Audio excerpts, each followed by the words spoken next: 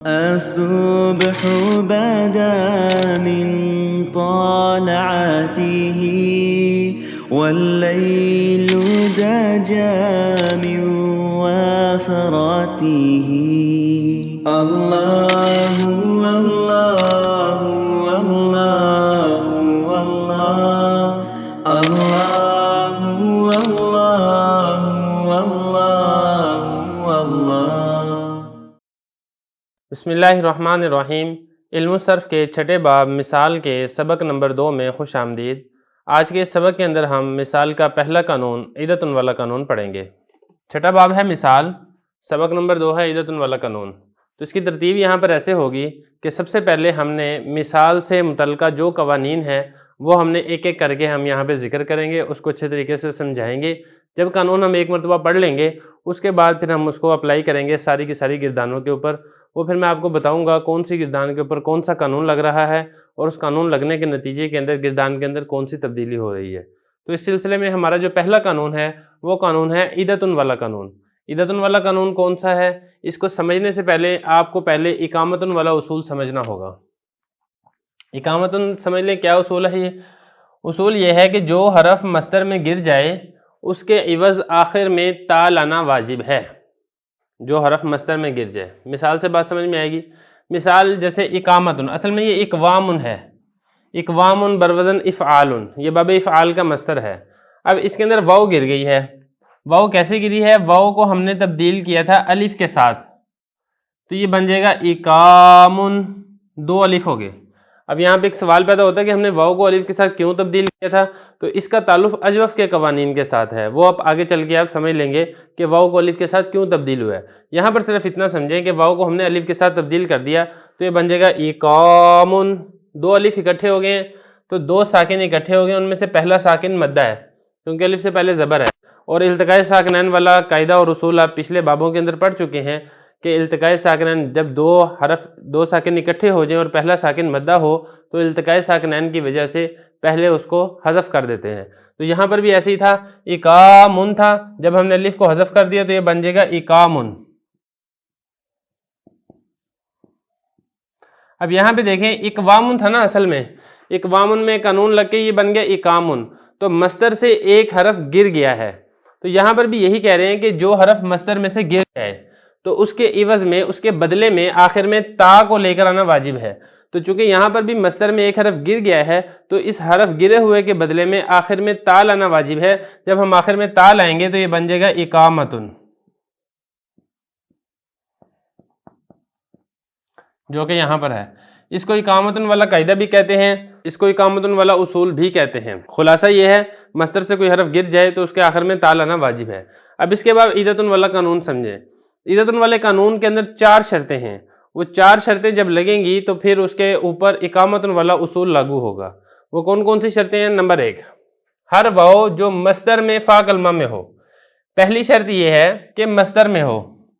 मस्तर के अलावा अगर वाव है कहीं पर तो उसके ऊपर इदतुन वाला कानून अप्लाई नहीं होगा। दूसरी शर्त यह है कि फ़ा कलमा में हो। अगर फ़ा कलमा में नहीं है, आइन कलमा में है, लाम कलमा में है, तो तब भी इसके ऊपर ये वाला कानून नहीं लगेगा। तीसरी शर्त यह है कि फ़िअल उनका वज़न हो। जैसे कि मैं आपको बता चुका था कि सुलासी मुजर्रद में जो मस्तर है उसका कोई ख़ास वज़न मुकर्रर नहीं है। वो फ़िअलुन भी हो सकता है, वो फ़ालुन भी हो सकता है, वो फ़ुऊलुन भी हो सकता है, वो सारा आप पीछे मैं आपको बता चुका हूँ। तो फ़िअलुन का वज़न हो। 3 शर्तें होगी। नंबर 4, इसके मुज़ारे मालूम में वाव हज़फ हुई हो। ये 4 शर्तें जब पाई जाएंगी तो फिर इसके ऊपर इदतुन वाला कानून लगेगा। इदतुन वाला कानून क्या है? वाव के कसरा को माबाद को दे देते हैं। माबाद का मतलब है कि वाव के बाद वाला जो हरफ है कसरा को हम उठा के उस अगले हरफ को दे देते हैं और वाव को हज़फ कर देते हैं। और वाव जब मस्तर में से एक कलमा हज़फ हो गया तो उसके आखिर में इकामतुन वाले उसूल की वजह से ता को लेकर आते हैं। मिसाल से बात आपकी समझ में आएगी, जैसे इदतुन और सियातुन। इदतुन इसका मुज़ारे है याइदु। अब आप पूछेंगे याइदु कौन सा है, वो आप अगले कानून के अंदर पढ़ लेंगे। तो इसका मुज़ारे है याइदु और याइदु असल में यउइदु था।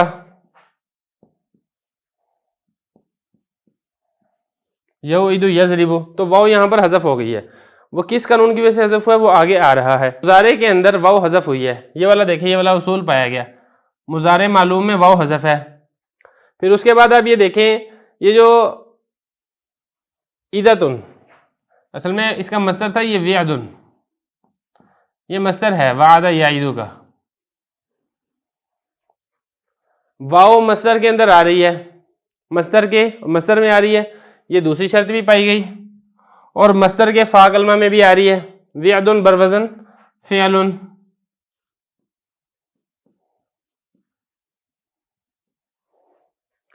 मस्तर में भी आ रही है, फा कलमा में भी आ रही है। और तीसरी शर्त थी कि फ़िअलुन का वज़न हो, फ़िअलुन का वज़न भी है, विअदुन बरवज़न फ़िअलुन। और मुजारे में वाव भी हज़फ हुई है, क्योंकि मुजारे इसका याइदु असल में यौइदु था, वाव यहाँ पर हज़फ हुई है। जब ये चार शर्तें पाई जा रही हैं तो फिर करना क्या है? फिर करना यह है कि वाव के कसरा को उठा के माबाद को दे देना है। अब ये जो वाव पर कसरा था विअदुन, इसको हम उठाएंगे और हम आइन को दे देंगे, इदुन हो गया। कसरा को नकल करके माबाद को, मतलब अगले हरफ को हमने दे देना है। जब अगले हरफ को हमने कसरा को दे दिया और फिर वाव को हज़फ कर देना है, वाव को हज़फ कर दिया, वाव को हज़फ कर दिया और वाव को हज़फ करके आखिर में ता हम लेकर आएंगे इस इकामतुन वाले कायदे की वजह से। तो आखिर में जब हमने ता लेकर आई तो ये बन जाएगा ईदतुन, इसकी तनवीन भी फिर ज़ाहिर सी बात है हज़फ हो जाएगी, तो ये बन जाएगा ईदतुन। ये इसी तरीके से सियातुन है, सियातुन भी ऐसे ही है, असल में ये विसउन था, विसउन फ़िअलुन का वज़न है, मस्तर में के फ़ा कलमा में वाव है और इसका जो मुजारिद है यसाउ, मुजारे में भी वाव हज़फ हुई है। तो ये सारी शर्तें पाई जा रही थी, तो हमने वाव के कसरा को नकल करके सीन को दिया, तो ये और उसके बाद वाव को हज़फ करके आखिर में जब ता ले आए तो ये बन जाएगा सियातुन। तो इस तरीके से वाला कानून लगेगा। अब एहतराजी मिसालें समझ ले, मतलब ये है कि कोई ना कोई शर्त मिस हो तो फिर कानून नहीं लगेगा। मिसाल उसकी फ़ा कलमा ना हो, जैसे सिनवुन। अब ये देखें, सिनवुन बरवज़न फ़िअलुन, ये फ़िअलुन का वज़न तो है, लेकिन फ़ा कलमा के मुकाबले में वाव नहीं आ रही, बल्कि लाम कलमा के मुकाबले में वाव आ रही है, लिहाजा यहाँ पर ये वाला कानून नहीं लगेगा। और आप इसको ये नहीं करेंगे कि सीनातुन या सीनावुन वगैरह, इसको नहीं पढ़ेंगे। नंबर 2, मस्दर ना हो, जैसे वितरुन। अब ये देखें, वितरुन फ़िअलुन का वज़न भी है, फ़ा कलमा में वाव भी है, लेकिन ये मस्दर नहीं है बल्कि इसमें जामिद है।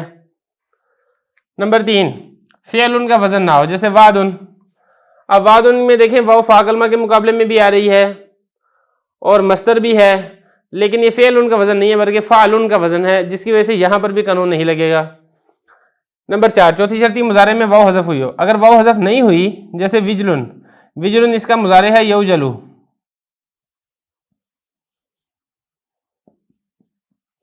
तो मुजारे में वाव अगर मौजूद है तो फिर भी मस्दर के ऊपर ये वाला कानून नहीं लगेगा और वाव हज़फ नहीं होगी। तो ये पहला कानून है ईदतुन वाला कानून। इसके बाद हम इंशाल्लाह अगला कानून पढ़ेंगे।